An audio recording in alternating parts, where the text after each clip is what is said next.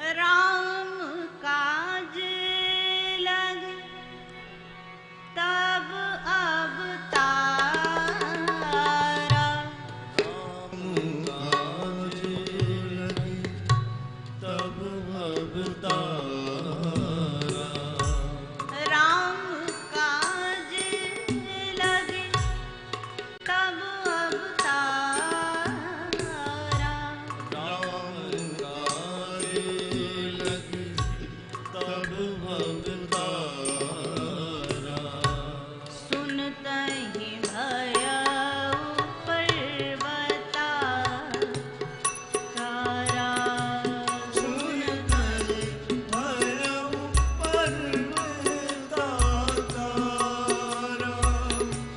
सुनतहि भयउ पर्वताकारा। सुनतहि भयउ पर्वताकारा।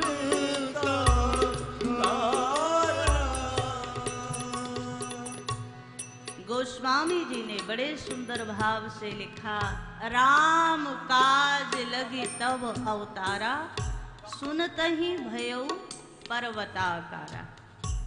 श्री हनुमान जी राम कार्य के लिए अवतार लेकर आए।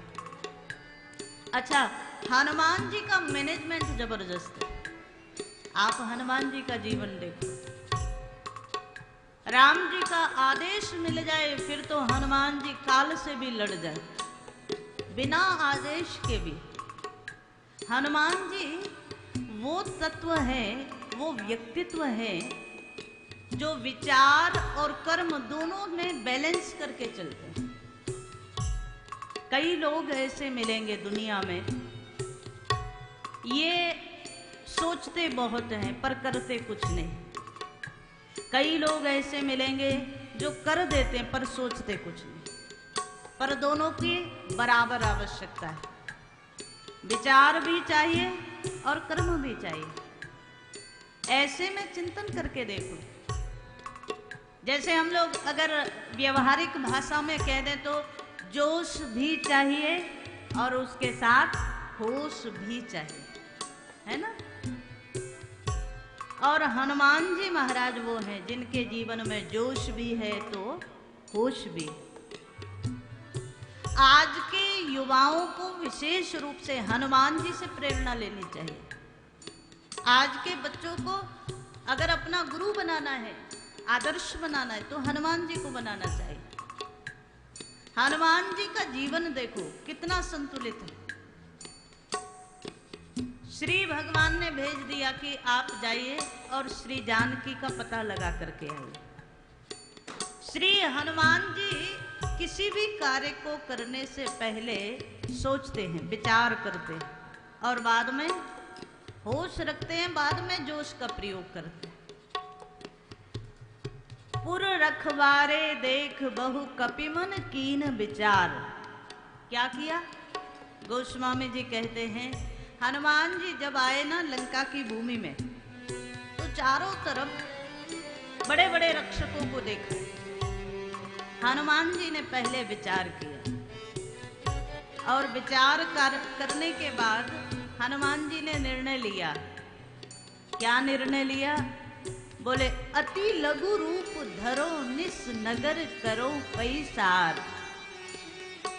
हम छोटा सा स्वरूप बना करके प्रवेश करें। ध्यान देना, यदि हनुमान जी केवल जोश से काम करते तो क्या छोटे बनते? और छोटे नहीं बनते तो क्या काम बनता? नहीं बनता। जहां जोश की जरूरत है वहां जोश से करो, पर जहां होश की जरूरत है वहां छोटे बन जाओ। हनुमान जी विशाल बनने का जब मौका आता है तो हनुमान जी विशाल बनते हैं, और जब लघु छोटे बनने का अवसर आता है तो छोटे बनते हैं। यही मैनेजमेंट है। अब आजकल समस्या क्या है, हम एक बार बड़े बन गए ना तो छोटे बनना नहीं चाहते महाराज। कोई चाहता है? समाज में एक हमने अपनी एक प्रतिष्ठा, एक सीमा बना ली, उससे नीचे कोई आना चाहता है? पर हनुमान जी से शिक्षा लो। हनुमान जी ने लंका में प्रवेश किया तो बिल्कुल छोटा सा रूप बनाया।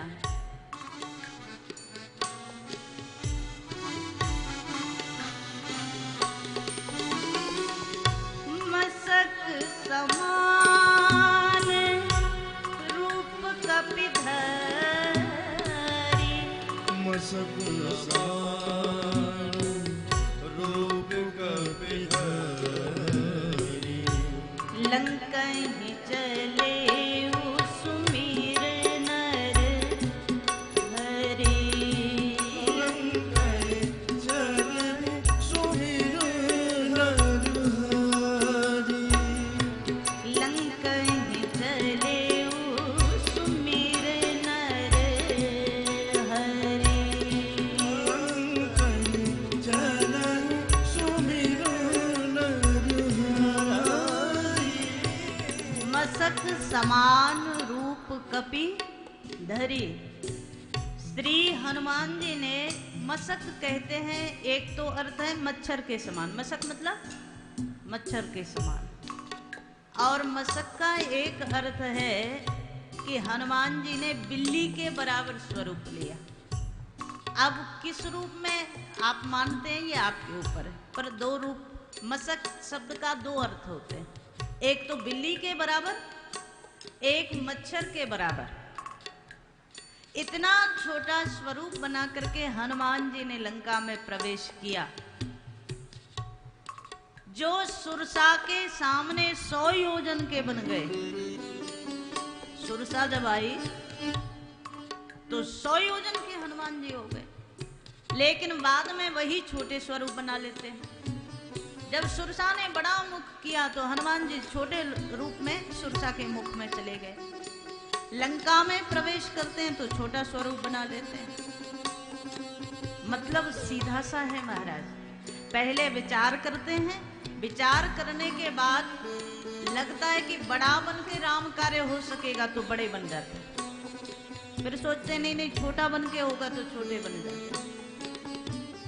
लंका में प्रवेश किया और प्रत्येक घर घर में मंदिर मंदिर प्रति कर शोधा, देखे जह तह अग्नित जोधा। अच्छा, बड़े बन करके जाते तो घर घर में जा सकते थे, पहले ही पकड़ जाते। और देखो, हम आपको अभी तक क्या लगता है कि हनुमान जी जो घर घर में गए ना लंका में, वो सीता जी की खोज करने को गए, वो भी उद्देश्य था, पर मूल एक और उद्देश्य था हनुमान जी का। पता है क्या? हनुमान जी इसके बहाने से लंका के प्रत्येक घर घर में जाकर के एक गुप्तचर की भूमिका निभा रहे हैं। कहाँ इसने कोषागार बनाया है, कहाँ इसने शस्त्रों का भंडागार बनाया है, भंडार रखा है, वो सारी चीज हनुमान जी ने छोटा रूप लेकर के सब समझ लिया। और कहीं कोई और होता वो कहता नहीं हम छोटे नहीं बन सकते, तब काम बिगड़ जाता ना। जब आए श्री जानकी मैया के सामने तो पत्तों में छुपे, स्वरूप कितना बनाया, बोले छोटा सा रूप बना करके एक पेड़ पर पत्तों में जो छुप जाए इतना बड़ा रूप बनाया हनुमान जी। बाद में सोच रहे हैं कि मुझे क्या करना चाहिए, तो दोनों भाव देखते जाना, पहले विचार कर रहे हैं फिर कर्म करेंगे। किसी भी कार्य को करने से पहले विचार जरूरी है। तो हनुमान जी के लिए कहा गया तरु पल्लव मह रहा लुकाई, करई विचार करो का भाई। विचार कर रहे हैं, उसी समय जब विचार कर रहे थे तो कुछ कर नहीं पाए, उसी समय रावण आ गया। सुंदरकांड में पढ़ते हो ना। और रावण जब आया तो रावण ने श्री जानकी जी को, अब रात्रि का समय है, रात्रि में रावण अपने पूरी पत्नियों के सहित, अपने सैनिकों के सहित आता है अशोक वाटिका में। और उसका सीधा सा भाव यह है कि रावण रात्रि में भी जानकी माता को त्रास दे रहा है। दिन में तो देता ही है, रात्रि में भी दे रहा है। हनुमान जी ऊपर बैठे बैठे सब देख रहे हैं। कह रावण सुन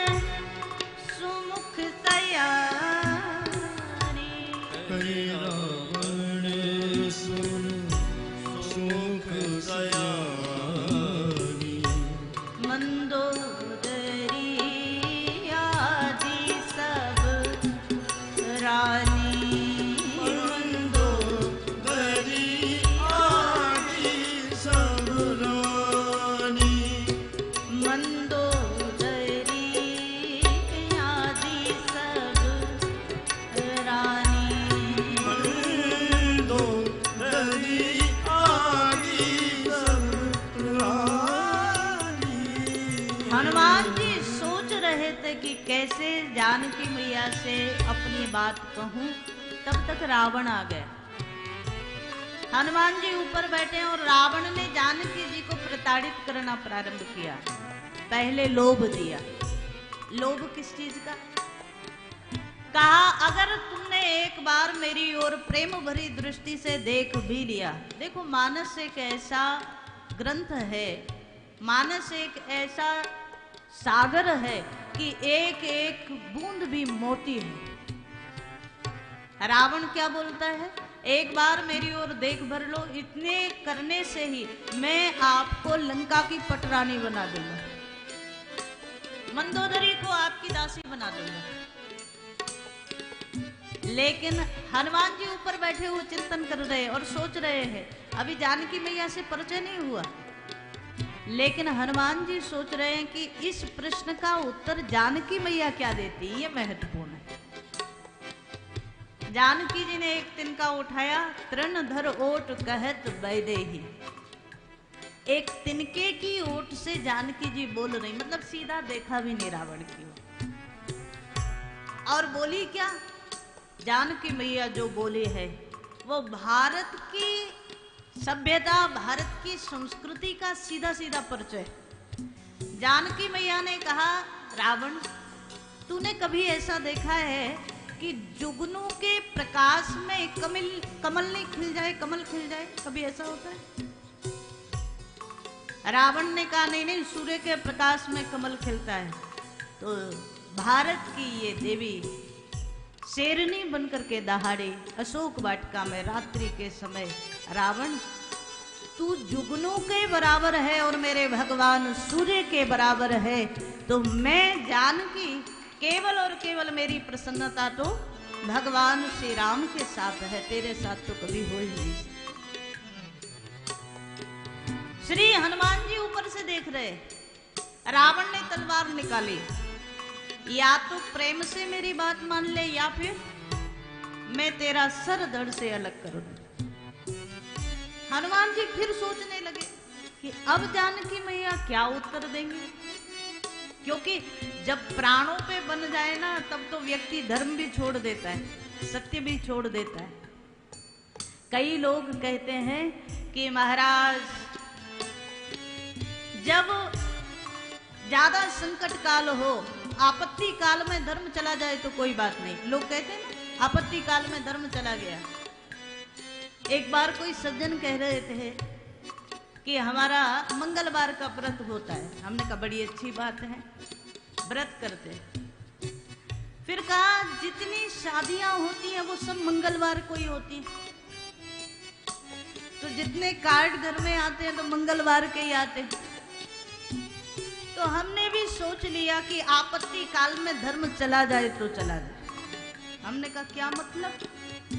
तो कहा जब मंगलवार का कोई शादी का कार्ड आए तो हम भी हनुमान जी को प्रणाम कर लेते, महाराज क्या करें, विपत्ति है, भोजन तो लेना ही पड़ेगा ना। तो शादी में जाकर के व्रत तोड़ देते और भोजन कर लेते। ये आपत्ति काल है। आपसे पूछ ले ये आपत्ति है क्या? नहीं है। बहुत सारे लोगों ने सिर नहीं हिलाया, मतलब कहीं ना कहीं किसी के लिए तो आपत्ति काल। ये कोई आपत्ति काल नहीं है महाराज। आपत्ति काल है तो श्री जानकी जी की परिस्थिति का चिंतन करके देखो। अपने देश से दूर है, भारत की भूमि से लंका की भूमि में रावण ले गया, कोई स्वजन साथ में नहीं है, भगवान श्री राम को सूचना भी नहीं है, जानकी जी को नहीं पता कि भगवान को पता है कि नहीं है। और ऐसी स्थिति में रावण की पापमयी भूमि में श्री जानकी मैया, जिसके चारों ओर हजारों राक्षसियां, बड़ी बड़ी विकराल राक्षसियां, और 24 घंटे जो प्रताड़ित करते ऐसी राक्षसियां, ऐसे में बचा कुचा रावण आता है पूरा अपना साज सजा करके, और रावण श्री जानकी जी को लोभ भी दे रहा है और भय भी दिखा रहा है। मेरी बात स्वीकार कर ले वरना तेरा सर धड़ से अलग कर दूंगा। आपत्ति काल है तो ये है। लेकिन इतने पर भी जानकी मैया ने जो उत्तर दिया वो सुनने लायक। जानकी मैया ने रावण की ओर देखा नहीं, तिनके के ओट रखी और रावण बोला कि मैं तेरा सिर धड़ से अलग करूं। चंद्रहास तलवार निकाल करके जानकी जी के गर्दन पर रख दी। ऐसे में बड़े से बड़े धैर्यवान और बड़े से बड़े धार्मिक का धर्म चला जाता महाराज, बड़े से बड़े धैर्यवान का धैर्य चला जाता। लेकिन जानकी मैया का गया कहा नहीं। जानकी जी ने उसी स्वर में दहाड़ते हुए रावण से कहा, रावण तेरा बड़ा उपकार होगा मेरे ऊपर अगर आज तू इस तलवार से मेरा सर धड़ से अलग कर दे। रावण आश्चर्य से देखने लगा, मरने में क्या उपकार। जानकी मैया ने कहा, अरे रावण तू इस बात को नहीं समझेगा, भगवान से दूर रहकर जीवन धारण करने में जितना कष्ट है मरने में उतना कष्ट नहीं है। अगर मार सकता है तो मार दे,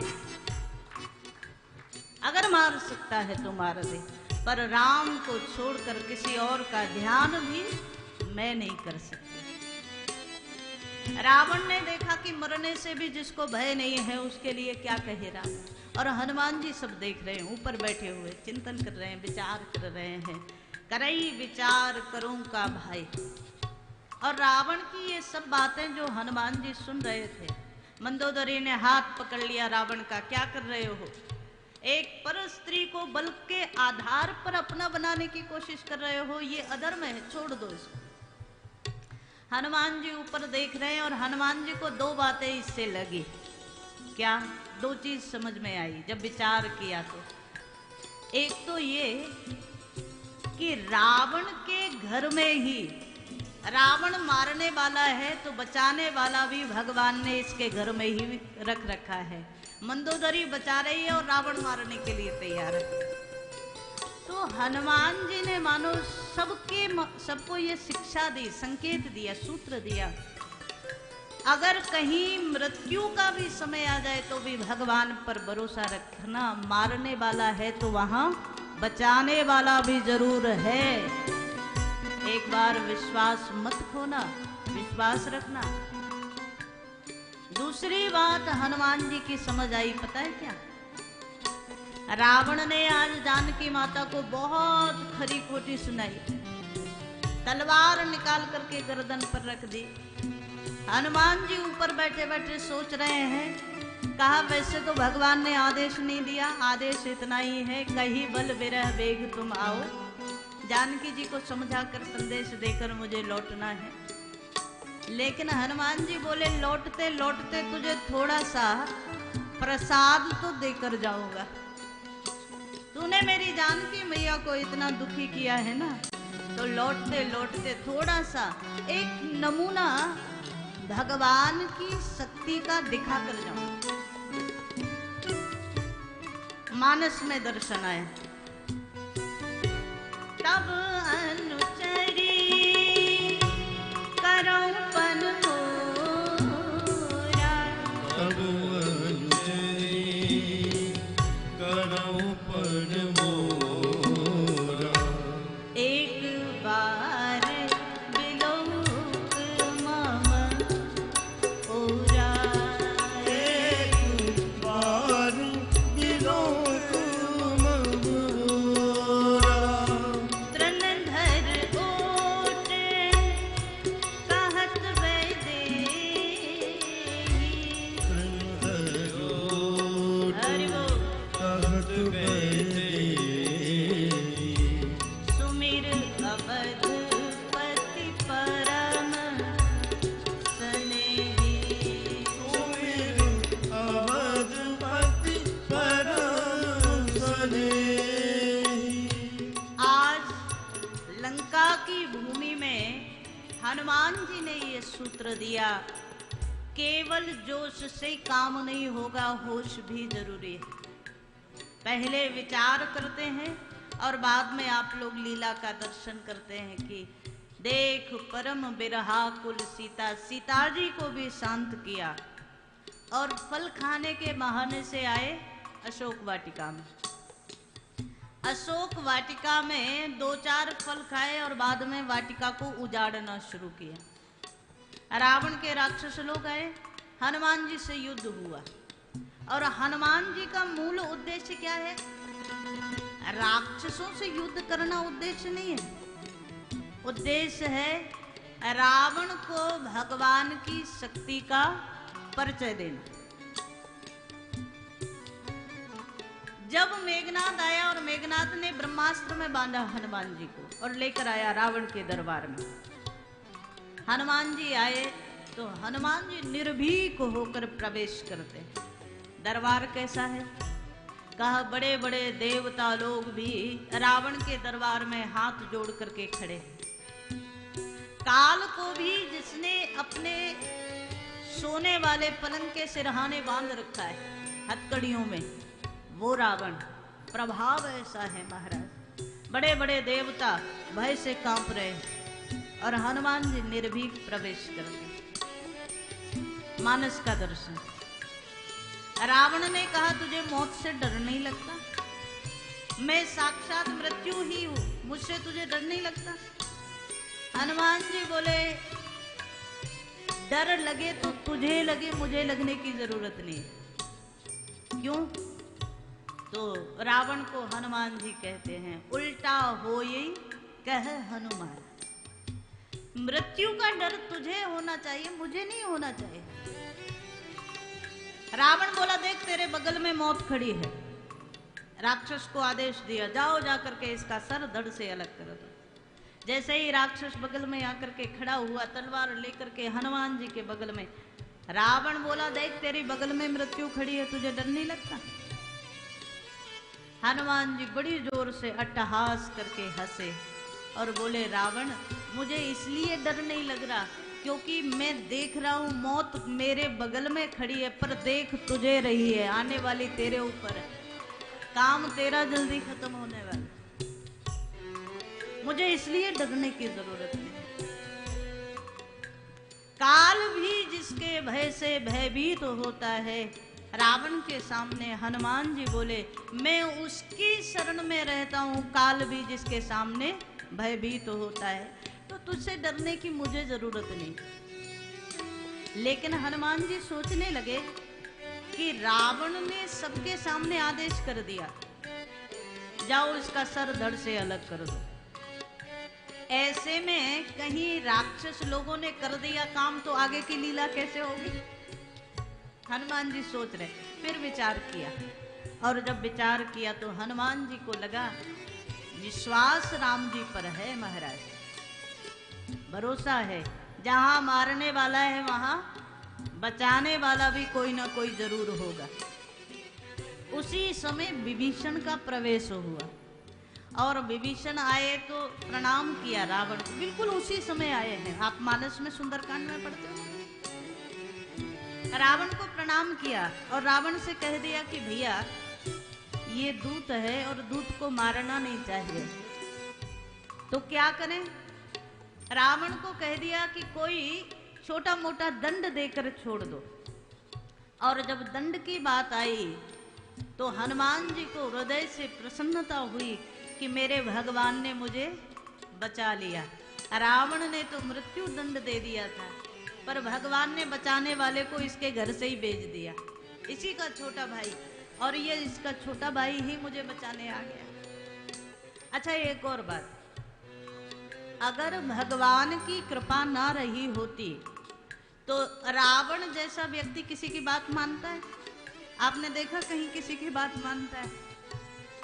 लेकिन आज सुंदरकांड में आप हम पढ़ते हैं कि जैसे ही विभीषण ने कहा कि महाराज आन दंड कछु करिए गुस्साएं, कोई और दंड दे दीजिए, रावण ने तुरंत मृत्यु दंड का आदेश बदल दिया।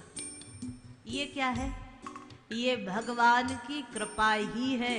भगवान को जिसे बचाना है, तो रावण का नगर है, रावण की राजसभा है, लेकिन तो भी रावण कुछ नहीं कर सकता। रावण ने मृत्यु दंड टाल दिया, लेकिन बाद में सोचने लगा कि क्या दंड दूं।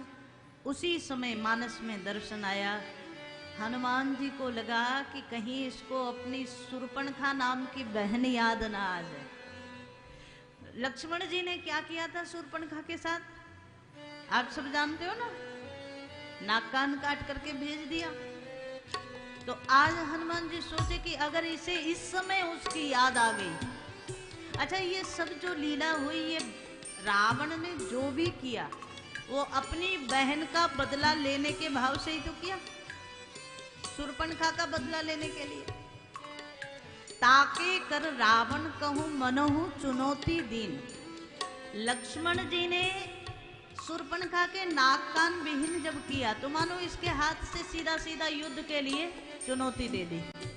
और उसी के बाद ये सब लीला हुई, सीता जी का हरण हुआ और बाकी सब लीला। लेकिन क्या कमाल भगवान की स्थिति है, भगवान की कृपा है। यहां रावण को बहन याद नहीं आई। रावण सोचने लगा क्या दंड दूं, तो हनुमान जी ने अपनी पूंछ को प्यार करना शुरू किया। बड़ा प्यार करते हैं, सहलाते हैं, कभी चूमते हैं, कभी सिर से लगाते हैं, कभी हृदय से लगाते हैं। रावण बड़ी देर तक देखता रहा कि ये हो क्या रहा है। रावण ने देखा कपि के ममता पूछ पर।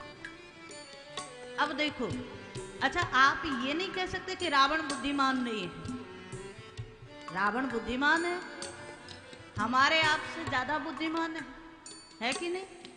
हमारे कितने सिर हैं, एक सिर है, और एक सिर में एक बुद्धि, और वो बुद्धि 24 घंटे काम करती है। और हम समझते हैं हमसे ज्यादा बुद्धिमान कोई नहीं। लेकिन रावण के कितने सिर हैं, रावण के 10 सिर है, और 10 सिर में 10 बुद्धि भी है, एक बुद्धि नहीं है, 10 मस्तिष्क है। और रावण 10 से सोचता है और उसके बाद निर्णय करता है। तो सोचो कितना चतुर होगा, मूर्ख थोड़ी है। ज्ञानी कितना है, बोले 4 वेद 6 शास्त्र जिसको कंठस्थ है वो रावण है। ऐसे ही नहीं, रावण का मन करता है प्रातः काल उठ करके कि आज वेद अध्ययन करना है, वेद पढ़ना है। रावण सुबह सुबह उठता है, स्नान किया और अपने घर में ही बैठकर, देखो अपने घर में ही बैठ करके ब्रह्मा जी को आवाज लगाता है, अरे महाराज जल्दी आओ। ब्रह्मा जी के ब्रह्मलोक में आवाज पहुंचती रावण की, रावण बुला रहा है। सो ब्रह्मा जी जो कर रहे हो वो करते हुए दौड़ते आते। ब्रह्मा जी से कहता है महाराज मेरा मन है आज वेद आप पढ़ाइए। ब्रह्मा जी वेद पढ़ाते, रावण पढ़ता है। वेद पढ़ई विधि शंभु पुजावन रावण सो नित आवे। सुबह सुबह स्नान करता है, उसके बाद में शिव मंदिर में जाता है, भवन में ही जो शिव मंदिर बनाए राजभवन में। और जब शंकर जी का आह्वान करता है, हाथ में जब जैसे आप कोई अनुष्ठान करें, पूजन करें, तो पंडित जी आपके हाथ में पुष्प देते हैं और कहते देवताओं का आह्वान करो। तो रावण भी आह्वान करता है। आह्वान केवल मन से नहीं करता, सीधी आवाज लगाता है, शंकर बाबा जल्दी हमारे राजभवन में आओ। क्या करना है, तो शंकर जी से सीधा सीधा कहता है वेद पढ़ई विधि शंभु पूजावन रावण सो नित आवे। आपकी पूजा करनी है इसलिए जल्दी आओ, शंकर जी को बोलता है। शंकर जी कैलाश पर, और कैलाश पर शंकर जी के कान में जब रावण की आवाज जाती, रावण बुला रहा है, सो शिव जो कर रहे हो जरूरी काम भी छोड़कर भागते। रावण के पास आकर शंकर जी पूजा करवाने के लिए शिव आते। अब सोचो कितना उसका प्रभाव होगा। ये ज्ञानी भी है, ये बुद्धिमान भी है। अच्छा, कभी किसी ने शंकर जी से पूछ लिया कि महाराज आपको क्या जरूरत है, रावण बुलाए और आप सीधे चले आते हो पूजा कराने के लिए। नियम ये है, भक्त आपके घर आए, आपके दरबार में आकर के आप क्या पूजा करें, ये ठीक है, आप क्यों आते हो। शंकर जी बोले बात ये है, जब मैं देखता हूं कि रावण ने आवाज लगाई, उसी समय मैं तुरंत रावण के पूजा गृह में प्रकट हो जाता हूं। क्योंकि थोड़ा भी विलंब हो गया तो ये मेरा शिष्य ऐसा है, ये सीधा मेरे घर आ जाएगा, और रावण जैसा व्यक्ति घर ना आए इसी में भलाई है। इसलिए शंकर जी कहते हैं हम ही आ जाते हैं, तुम ना आओ। कोई चाहता है रावण जैसा व्यक्ति उसके घर आए? मानस का दर्शन, रावण बड़ा बुद्धिमान है, लेकिन आज इसकी बुद्धि काम नहीं करती। मतलब कहीं ना कहीं भगवान ने इसकी बुद्धि को प्रभावित कर दिया। गोस्वामी जी दर्शन करा रहे हैं कि आज इसे शूर्पणखा याद नहीं आई। हनुमान जी ने जो खेल किया, हनुमान जी ने जो आज बुद्धि से काम लिया, उसमें फंस गया राजा। कपि के ममता पूंछ पर आज विचार कर लिया, सोच लिया, इसका सबसे बड़ा प्रेम इसकी ममता पूंछ पर है, इसलिए पूंछ में आग लगा दो। हनुमान जी बड़े प्रसन्न हो गए। चलो, अगर बहन याद आ जाती और कहीं ये कह देता कि जो उन लोगों ने हमारी बहन के साथ किया वही करके भेज दो, तो ज्यादा खतरनाक हो जाता। लेकिन पूंछ जलाने की बात है तो कोई बात नहीं। हनुमान जी की पूंछ में कपड़ा तेल लगा करके आग लगा दी गई। अच्छा, हनुमान जी ने यहां भी एक क्षण के लिए विचार किया, क्या करूं? और उस बात को समझते जाना कि जोश के साथ होश जरूरी है। तो पहले विचार किया कि क्या करना चाहिए। अग्नि प्रज्वलित हो गई। हनुमान जी ने बिल्कुल छोटा सा स्वरूप बनाया और निर्णय लिया हनुमान जी ने कि आज भगवान की ये इच्छा है कि जो अग्नि मेरी पूंछ में जली है उसी से लंका का भी दाह हो। सारी लंका में जहां तहां हनुमान जी महाराज जाते हैं और एक एक अटारी पर जाकर के लंका को जलाने लगे। उलट पलट लंका सब जारी, सारी लंका अग्नि के हवाले कर दी। बाद में सागर में पूंछ बुझाई और आकर के श्री जानकी मैया के सामने बिल्कुल सीधे बनकर के, सरल बनकर के खड़े हो गए। जानकी मैया, अब आप हमें आदेश दो, हमें जाना है। जानकी जी ने कहा, हनुमान, मैंने सुना अभी किसी राक्षसी ने बताया कि तुम्हारी पूंछ जला दी रावण ने, तो कहीं तुम्हें कोई कष्ट तो नहीं हुआ? श्री हनुमान जी आज सजल नेत्र बोले जानकी मैया से, मां, जिसकी कुशलता के लिए आप स्वयं प्रार्थना कर रहे हैं अग्निदेव से, स्वयं जानकी माता जिसकी कुशलता के लिए कामना कर रही हो, अग्नि भी उसका क्या बिगाड़ सकती है? श्री जानकी मैया इतनी प्रसन्न हुई, हनुमान जी को आशीर्वाद दे दिया। और आशीर्वाद भी हनुमान जी को वो मिला जो आज तक कभी किसी को नहीं मिला। अजर अमर गुण निधि सुत हो, आपके ऊपर भगवान की पूर्ण कृपा रहे, करहु बहुत रघुनायक छोहु। श्री मानसकार ने दर्शन कराया, जिसके जीवन में जोश और होश दोनों बने रहेंगे वही भक्ति का आशीर्वाद प्राप्त कर सकता है, वही श्री जानकी मैया को प्रसन्न कर सकता है। तो हनुमान जी के जीवन से शिक्षा लो। बड़े से बड़ा संकट काल हो तो भी विचार को मत छोड़ो, पहले सोचो, विचारो। बड़ा बनकर काम होता है तो बड़ा बनो, और छोटा बनकर काम होता है तो छोटे बनो, ये बड़ा जरूरी है। हनुमान जी महाराज का तो एकमात्र उद्देश्य है, और उद्देश्य क्या है? भगवत कार्य सिद्ध हो किसी भी रूप में।